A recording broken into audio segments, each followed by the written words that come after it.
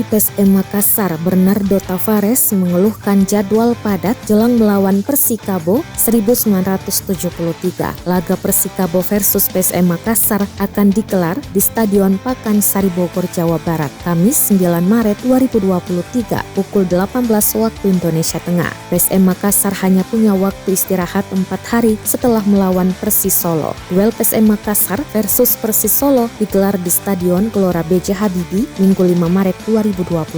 Sementara Persikabo punya waktu istirahat 6 hari. Tak hanya itu, perjalanan harus ditempuh oleh Willem Jan Pluim ke Bogor juga akan menyita waktu. Bahkan PSM Makassar bermain di markasnya harus menempuh perjalanan darat 155 km atau 3 jam. Tavares meminta dukungan supporter lawan Persikabo sebab dukungan mereka bisa menjadi pembeda. Itu memberikan suntikan energi besar bagi pemain kita, pungkasnya.